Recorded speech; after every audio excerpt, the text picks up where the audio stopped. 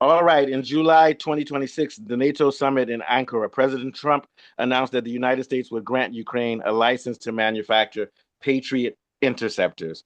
Now, he's going to let them manufacture these things, but the parts and the blueprint and everything is still belongs to the US. And the question is, who's going to pay for this? It wasn't discussed who's going to pay for it.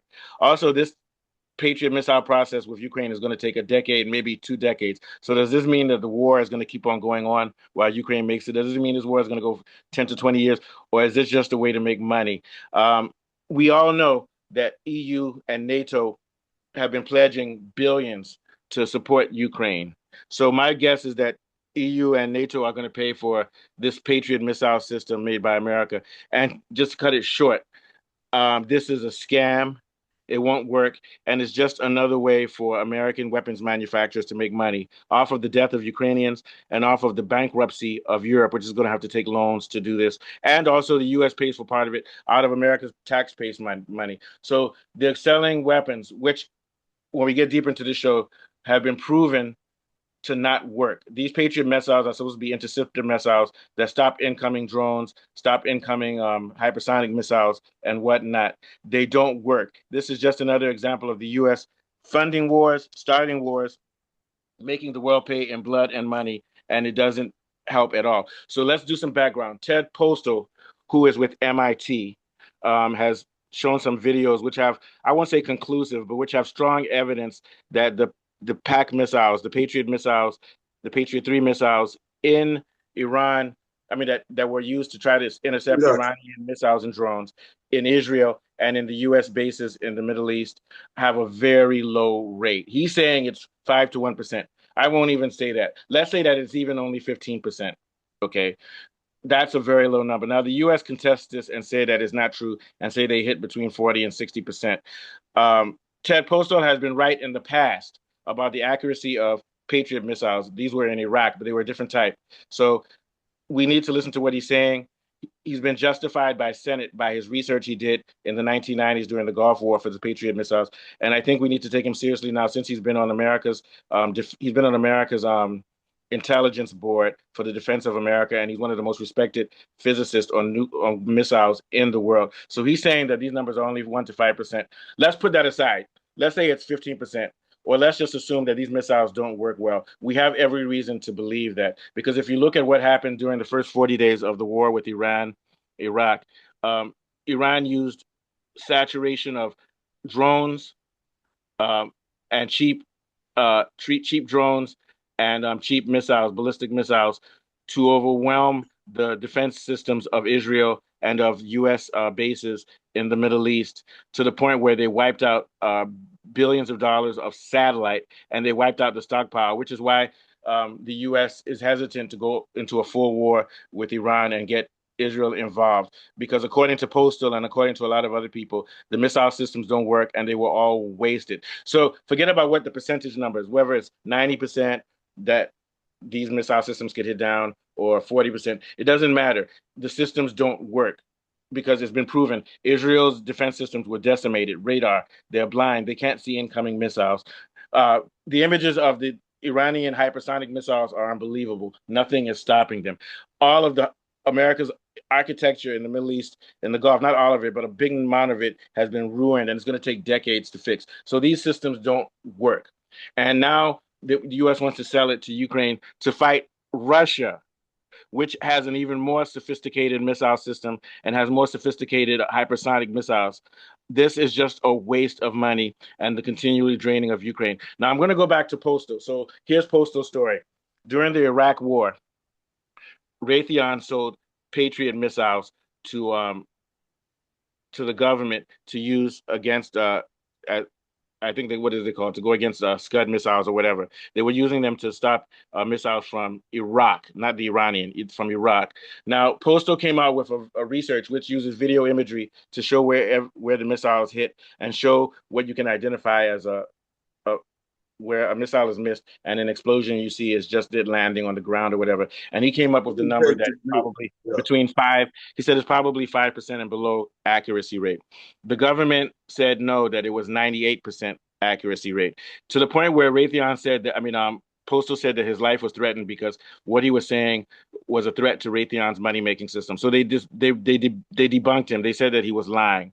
Now later on, the GAO, which is an independent organization through Senate, did research, and they said we can only confirm. This is later on because Postal took this thing to court. Later on, they said we can only confirm that the Patriot missiles are hitting 7%. That means they can only confirm it. It may be higher, but the only thing they can confirm is 7%. This sort of corresponds to what Postal is saying, that it's 5% and lower. It's a very low rate.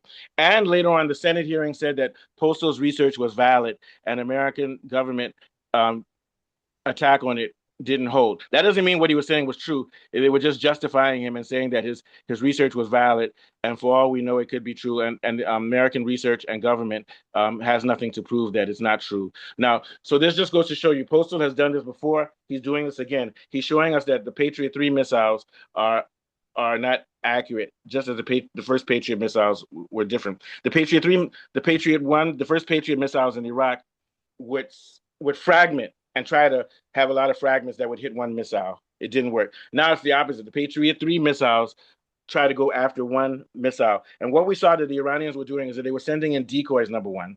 So you don't know which one is the real missile.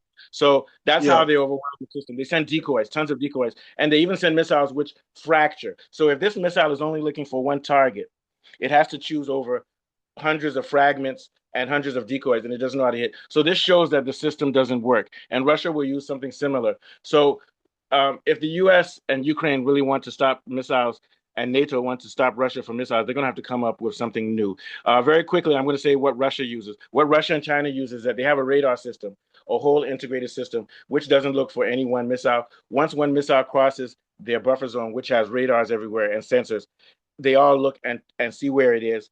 Then they have cheap missiles, which will less likely miss. But when you have hundreds of missiles that you now aim towards it as backup, it's a layered system. So you have hundreds of cheap missiles that try to hit it, and hopefully one of them will hit it. So see what Sagodi, this is more of a system where rather than try to hit it one-on-one, it's sort of like if you break in somebody's house and the alarm goes off and the sensors go everywhere. That's different than shooting $2 million Patriot missiles, $2 million missiles. What the Russians and the Chinese use and the Iranians use is very cheap, $20,000 missiles, so they're not losing money. Whether that system will work or not, we don't know. But the case is that when we look at what's going on with the Iranian war and the U.S., Iran is winning this war because it's using cheap drones, cheap missiles, but very sophisticated, using decoys. They're using sophisticated strategy, where the U.S. wants to come in and sell these Patriot missiles, which cost hundreds of thousands to up to $1 million to $2 million per unit. Once again, this is just a scam. And they're now saying the EU is pledging billions, and they say that Ukraine can manufacture the missiles. This is America continue making money off of a missile since the 1990s. Yeah, Raytheon is just trying to get his money off of these missiles. What do you think, Sagodi? That's all they're trying to do. No, absolutely. They want to take over Ukraine via debt. They want Ukraine to owe them a lot of money because of this their bluffing missiles. It's a rip-off actually. Because if you look at their missile, it costs lots of money, and then the impact is low compared to what Iran, China, and Russia is doing. I mean, I don't even think that they will do that in Ukraine, because remember, Russia is watching them. And then they want to destroy Ukraine. Oh, you're breaking a little bit. Try to move your position. The people of Ukraine and Okay, yeah, you're okay now. Continue. So the people of Ukraine. I think America's just. Oh, okay. Go ahead. Like the people of Ukraine and the people of Russia are same people. So Israel and the US just want to get in between those people. They want to break up families. They want to scam. Yeah. Okay, while I speak, you can try to move. I'm going to speak now. To not fall for this manufacturing missiles in Ukraine under the license of the United States, because they're scamming him.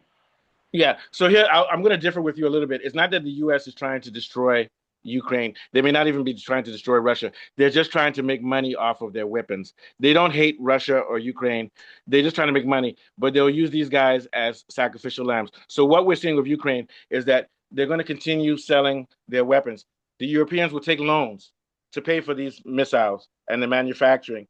and Ukraine will manufacture it. And now the Europeans will say, okay, Ukraine, like you said, you owe us now. So either way, the Ukrainians are going to have to pay. Either in the way they're paying now is to be a battering ram in America's war against Russia. Ukraine is the country that they're going to wipe out first. Then they're going to wipe out Europe when Europe decides to go to war with Russia. So all of this is just about making money. And you're right. These to set up these missiles, Ukraine to do it and to get everything mobilized is going to take a decade most likely, which means that these sales are not really used. By then, the war may be over, or the war will be continued. But either way, it's not to actually help them beat Russia. It's just to continue making money now. And I even believe that the money that goes to Ukraine is not going to go towards the Patriot missiles. It's going to go straight into Zelensky's pockets and into the corrupt officials in Ukraine. Everybody's going to make money off of this, and the people who will suffer are the Ukrainian people. What are your last thoughts, Sigodi? Yeah. No, absolutely. This is going to crumple the people of Ukraine spending on missiles that they won't even use Yeah. on this current war. It's going to take a long time to actually produce those type of missiles, and you see it's not even necessary for them to produce those type of missiles in that long time because it's not beneficial to them. They need Yeah. weapons And even now to fight Russia now. And even if they use it, it doesn't work. And I'm going to argue, not I'm not going to argue, from what I've read and researched, missile defense just doesn't work. It doesn't matter whoever you're, Russia, China, missile defense does not work. Uh, whereas missile striking does work using what do you call it? Not hydrosonic, yeah, whatever. Using those hypersonic missiles Yeah, work. Hypersonic missiles work. yeah. So you're better off focusing on your offensive missile productivity rather than on your defensive. And also, Than your defense missile. when you look at and Russia, and even Ukraine, not aside from the U.S., they're using China. cheap drones.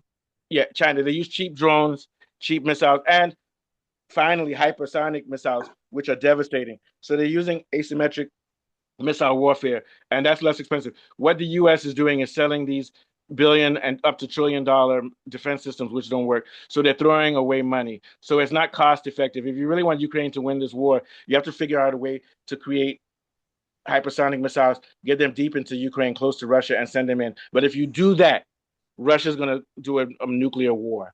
If you start sending hypersonic missiles Definitely. into Russia, Definitely.